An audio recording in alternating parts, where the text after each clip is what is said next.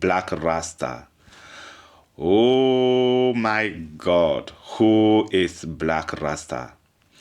Black Rasta is a social media influencer. Barack Obama, bara. If you go back on this and you go to Ghana music and you see at the time that Barack Obama is coming as his political ambition, this guy play this music and it's go around all internet, all everywhere. Black Rasta. He's a guy who Ahmed is his full name. I reveal it to you, my Lord. Oh my God, Abubakar Ahmed. That is his full name. This guy is gifted, untalented, or speaking in social media, oh my Lord. Black Rasta is all over in the net. He's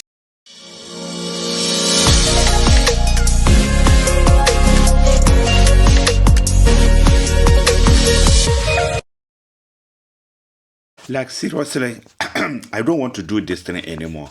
But people are interested to listen this thing. You see, between Ghana and Nigeria, there are always going to be a match in every week. So this week match, I was my own, like Emmanuel said, or Auntie Sosa said, I was in my own. And these people just asked me, so if Ghana is going to compare Africa giant, between Ghana and Nigeria, among of these two countries, who have most biggest present ever achieved for the nation? Oh, no. Before we go that, to me to present Ghana and Nigeria, I'm going to present of Ghana with my this Ghana shirt and my local hair.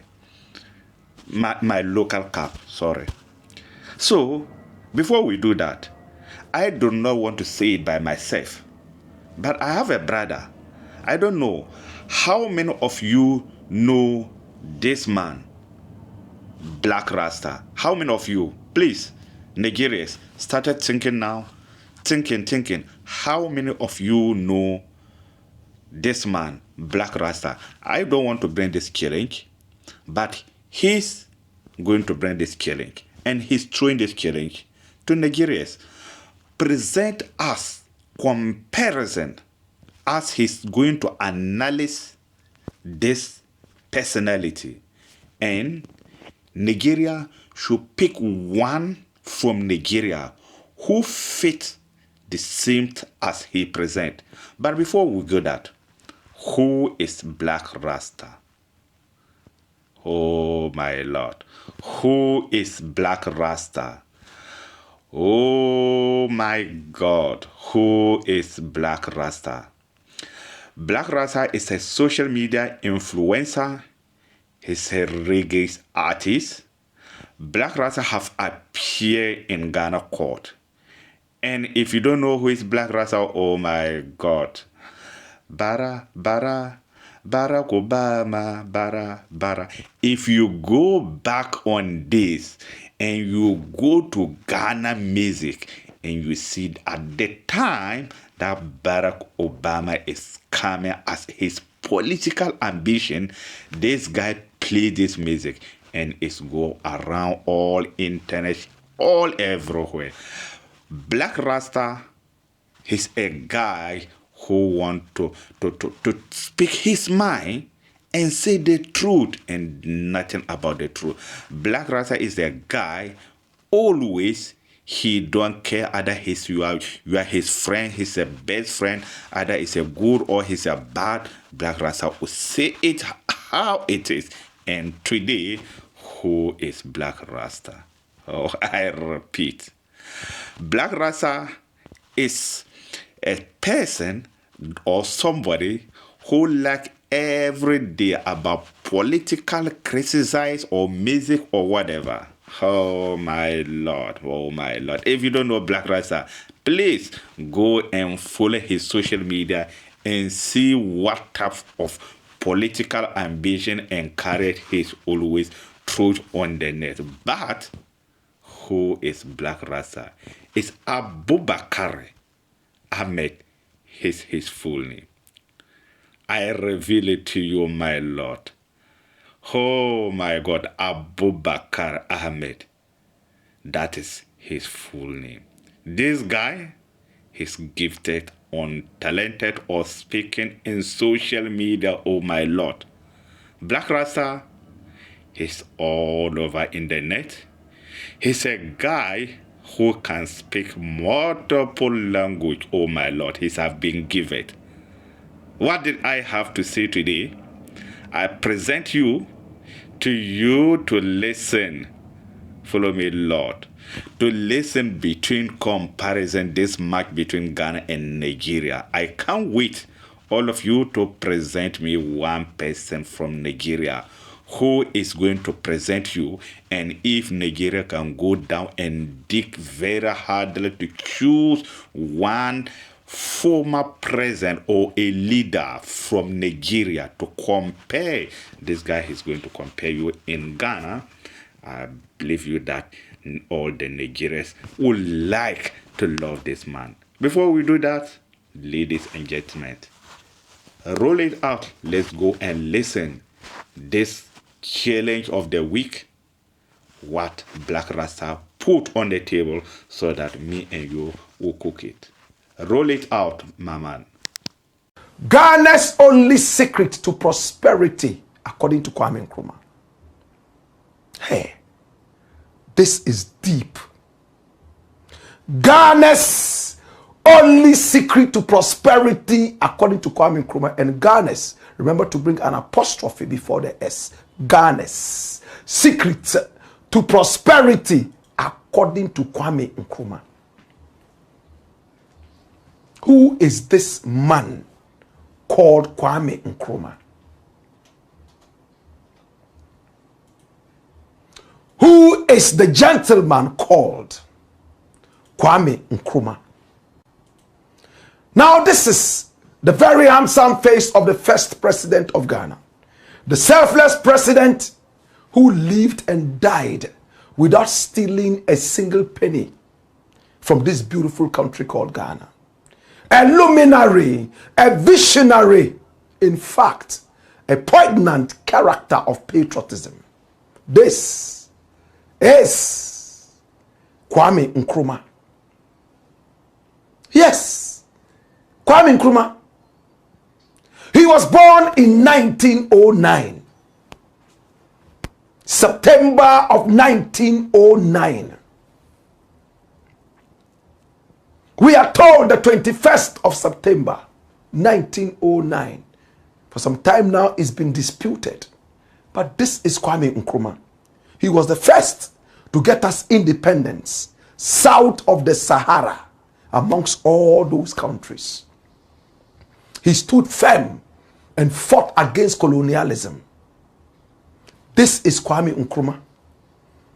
One of the most patriotic Africans this beautiful continent ever gave us. If we mean to talk about Kwame Nkrumah, we will need another century of talk in order to finish. He went to school right there in Ghana. And outside Ghana, he met with great minds. All he was thinking about was the independence of this nation. And when he got the opportunity to return home, he took it instantly, came down to join the UGCC, the United Gold Coast Convention. He worked very hard as the General Secretary. He went into the hinterlands, gathered all Ghanaians in the hinterlands, and spoke to them the message of independence and patriotism. In no time, he became more popular than any single soul in the Gold Coast. And they simply called him Kwame Nkrumah Showboy, because he was a man who could convince almost any crowd. He broke away from the UGCC when they had some inner wranglings where he smelled some kind of jealousy and envy. And when he stepped out, he even became bigger. He got the youngsters to come and rally behind him. The women were more than just interested in supporting this great guy. In fact, they bought him houses, and he lived in none of them. One good example is the Pediasi Lodge that we have today. A very plush mansion. The market women in Accra came together to buy that for Kwame Nkrumah. But he decided to donate it to the nation. My brother, my sister, that was what he did. He was not interested in any personal gain. Almost everything that they gave to him, he gave back to the state. Dr. Kwame Nkrumah. He got us independence on the 6th of March, 1957. And at the old polo grounds, when he stood and declared the independence of this nation, his voice was full of passion. The people who had fought him and did not want him to be the leader of our independence, today are all coming together, claiming that they should also be credited with the independence of the nation. So they have a certain fake group called the Big Six. There was only a big one. My brother, my sister, Kwame Nkrumah, the champion of Pan-Africanism, the champion of our independence. In fact, they decided to push him out for running too fast, more than his legs could carry. And he went solo, got a few other people, and boom, we got our independence that day. But that day, when he proclaimed the independence, he gave us a golden key to the secret of our prosperity in this country. How many people saw the golden key? What did Kwame Nkrumah say that has eluded us all this while? And it looks like all our visionaries are all of a sudden becoming visionless. Visionless. It has taken me time, my brother, my sister, to find this golden key.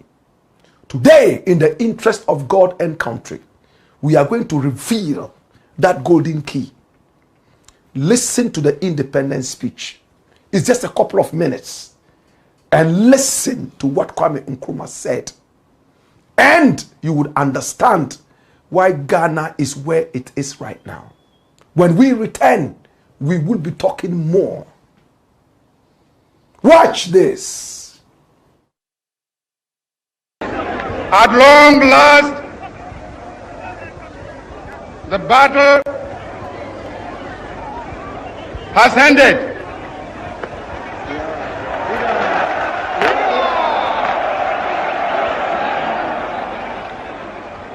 And thus, Ghana, your beloved country, is free forever.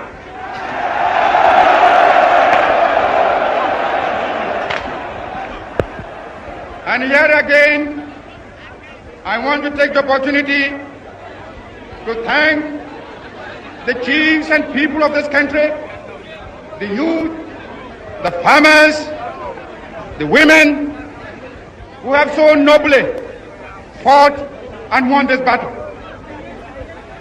Also, I want to thank the valiant ex-servicemen who have so cooperated with me in this mighty task of freeing our country from foreign rule and imperialism. And as I pointed out at our party conference at Sorbonne, I made it quite clear that from now on today, we must change our attitudes, our minds. We must realize that from now on, we are no more a colonial, but a free and independent people.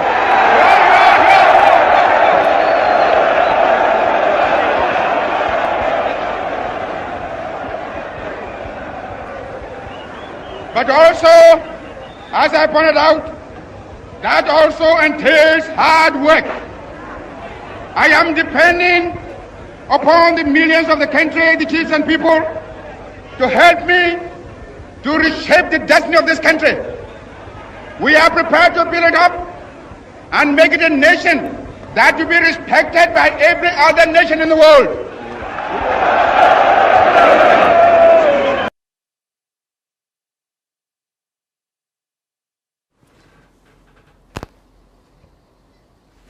Did we hear that? Listen, it brings tears into my eyes every time I visit this issue.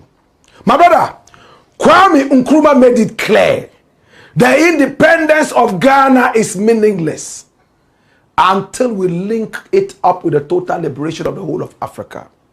That is correct. He said from today, we are an independent nation. Let's put it in our mind. Independent.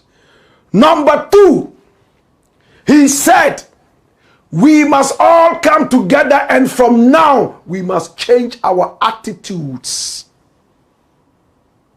and our mindset. Are you not crying? If you are not crying, then you haven't understood the message I'm talking about. He said, we must change our attitudes and change our mindset. Oh, my brethren. That's what he said. He didn't end there. He said, please, Ghana, come and help me so that what? We will reset the whole country and make it one of the most enviable in the whole world. I'm crying.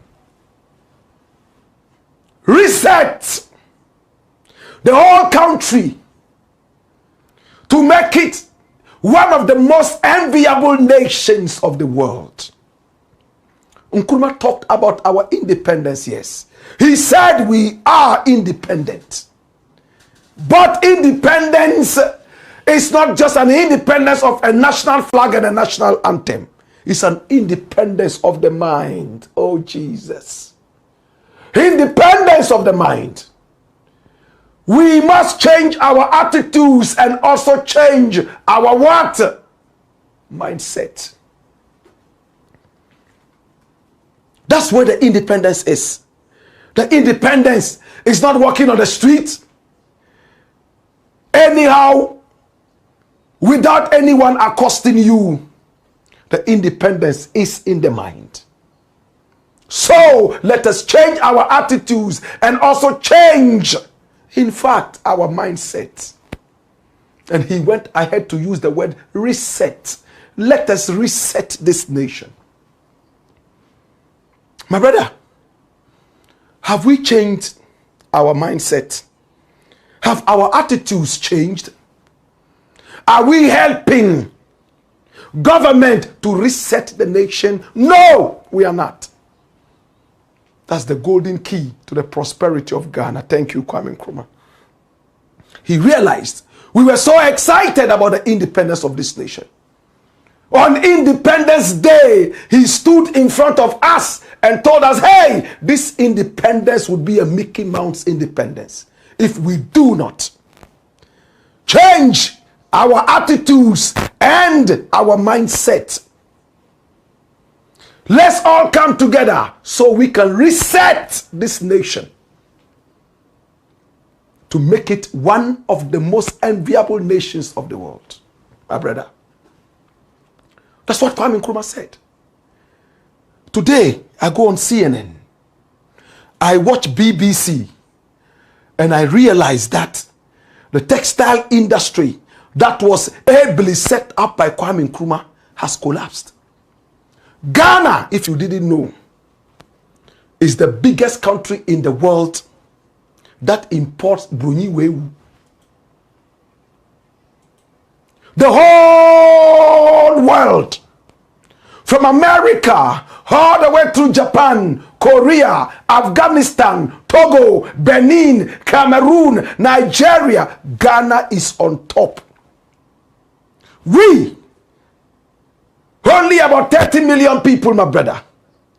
we import more Bronyiwewu used clothes into our country more than any other country in the world. 14 to 15 million tons. My brother, and the sad thing is that we are only able to use a little percentage of all this. Can I tell you more? We are only able to use about 20% or even less.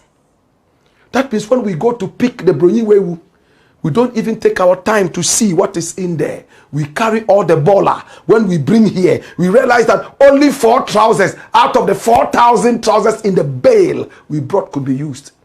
So what becomes of the rest? We throw them away. So we are importing baller. We are a baller nation. Baller, baller, baller, baller nation. That is who we are. That is what we are, brethren. Baller nation. A nation that was one of the first to start a textile industry. Today, when you wear what I wear, they see you as Kolo. When you wear what I wear, even the beast that I wear, they consider you a fetish person. But when you wear what the dead white man wore, yes, you are en vogue. You are fashionable. You are trendy. So our textile industry died a premature death.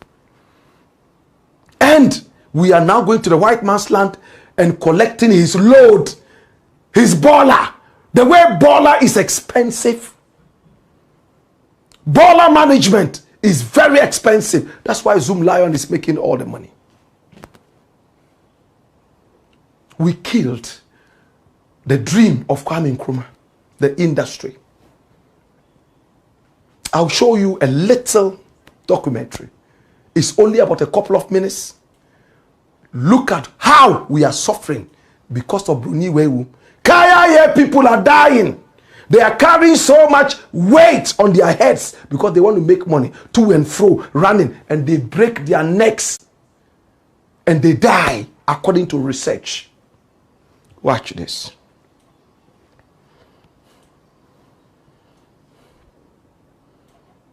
Accra, Ghana, home to the world's largest second-hand clothing market. I want you to listen to this. The scale is staggering. 15 million garments arrive every week, and around 40% are immediately discarded because they are low quality or damaged or simply unsellable. The evidence is literal, physical, and undeniable. So there's a human impact, and that extends to the people who ultimately carry the burden of this broken business model, because this clothing is not given out for free. It's very expensive. So retailers in Kantamanto are spending $200 to $700 per bale, and they cannot sell things, and they're going into debt. And ultimately, it's young women called Kayeye. It's a term that means she who carries the burden. In Kantamanto, bales are head carried by young women. These women can be as young as 6 years old. Typically, if they're carrying bales, they're 14 to 35. The bales weigh 55 kilograms. It's their entire body weight or more. They carry it for a minimum of 1 kilometer, sometimes 10 trips a day, because they make very little money. We found that after just 2 months of doing this work, there's irreversible harm to their spinal column. It impacts their ability to have children, and it can be fatal because eventually their necks can break under the weight of these bales. This year alone, we know 3 women who have died in this way in the market.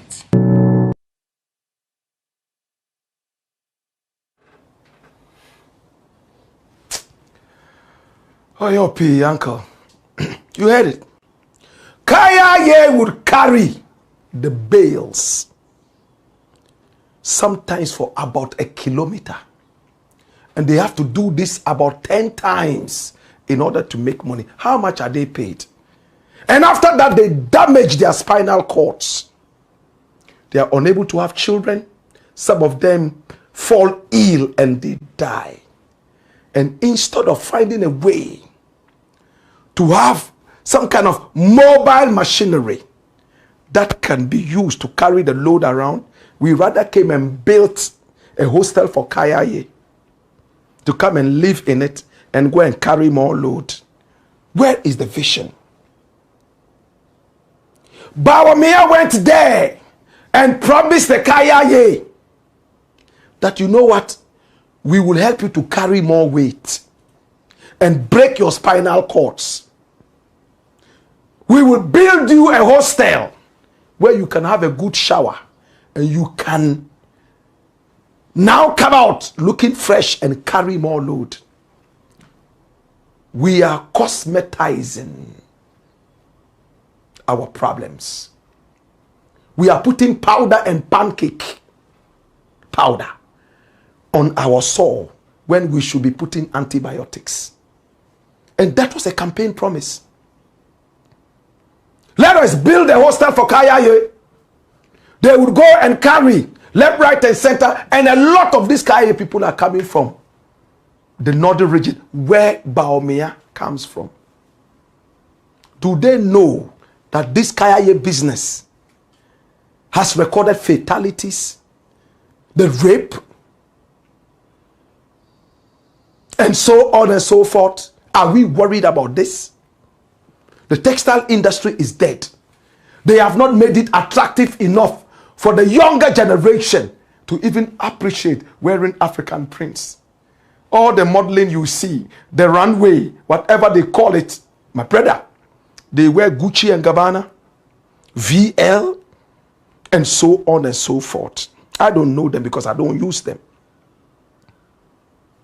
Now that they have killed the textile industry, they are killing our young girls called Kayaye.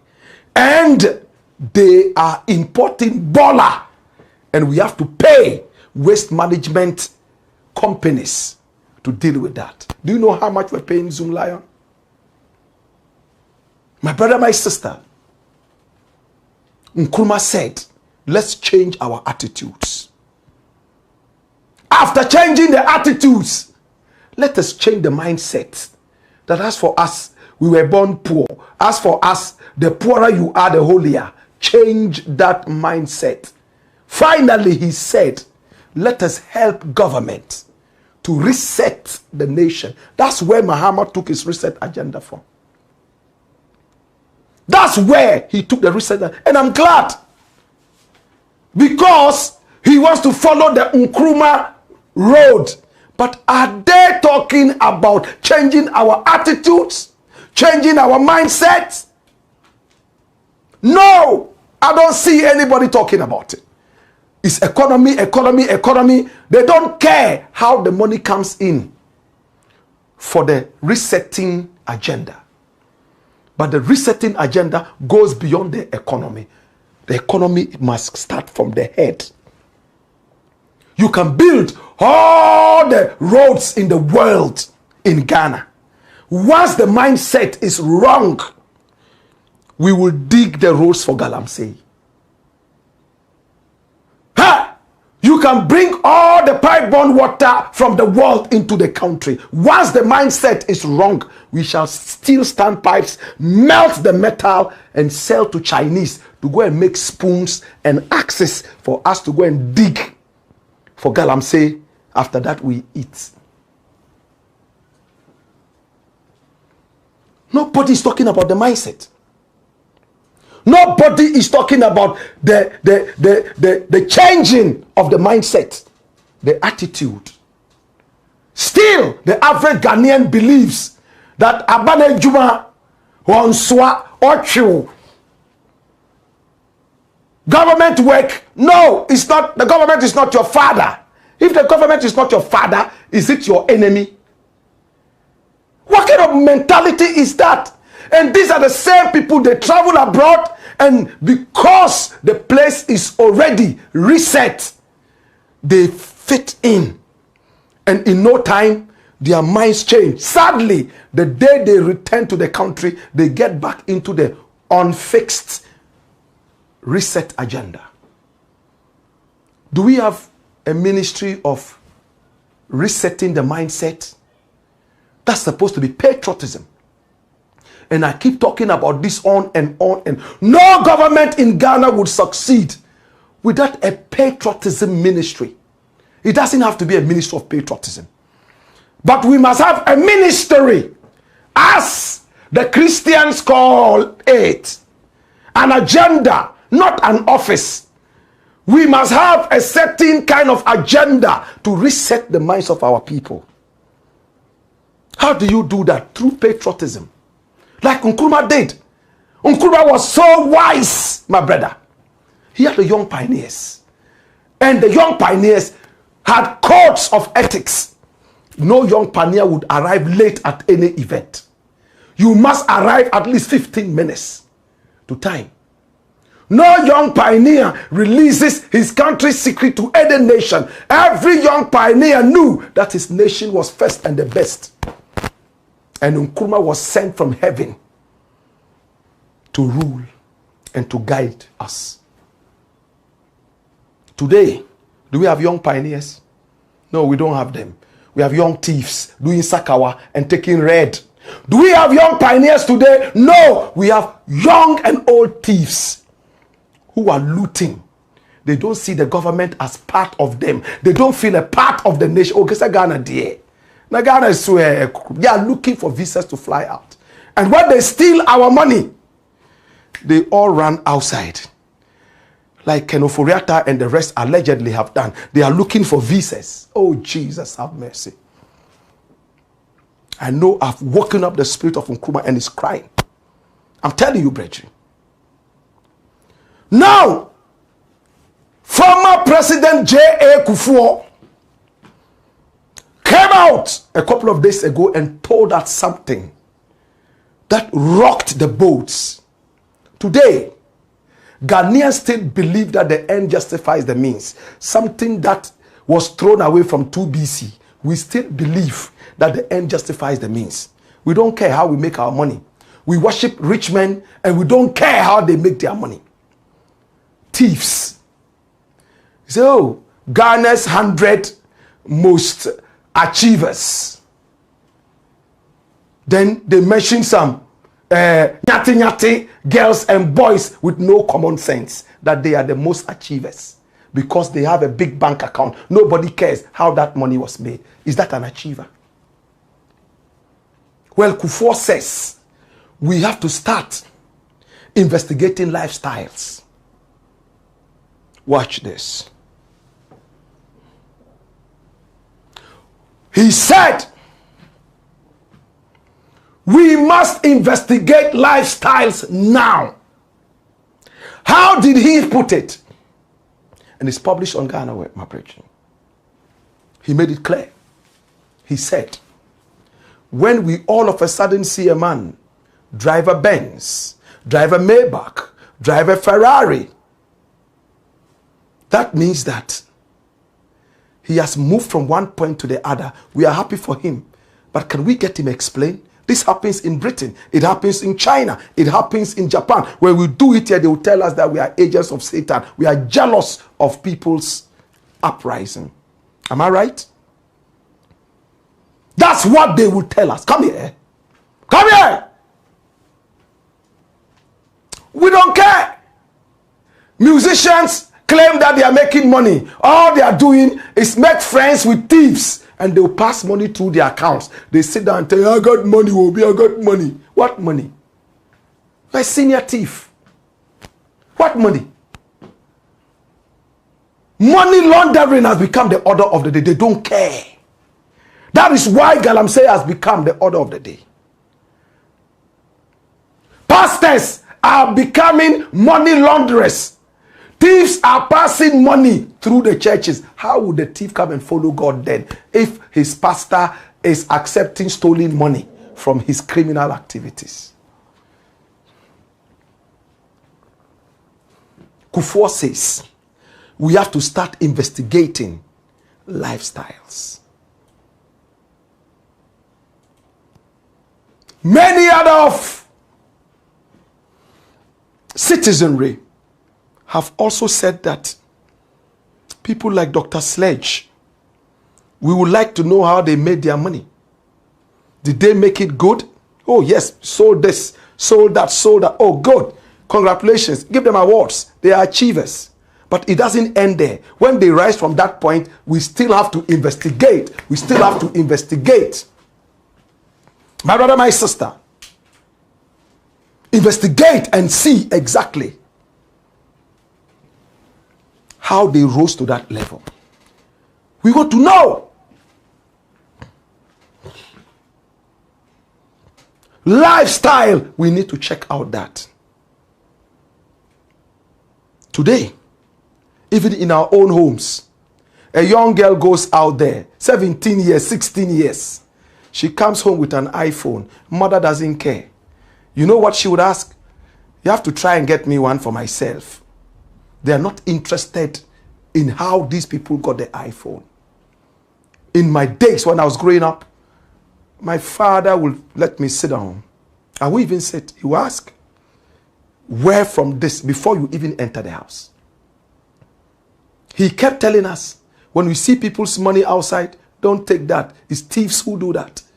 So that you won't go and steal somebody's money and come and say, oh, I saw it on the floor and I took it. No, don't take money from the floor. And if you happen to see money on the floor, then spend the money before you reach home, because you'll be tripped. Today, my brother, my sister, patriotism, loving our nation, nobody is interested in that.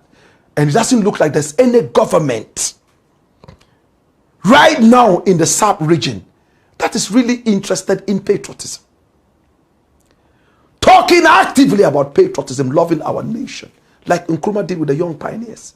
Today we are doing that with the Office of the Patriot, where our slogan is our country, and they respond, or nothing.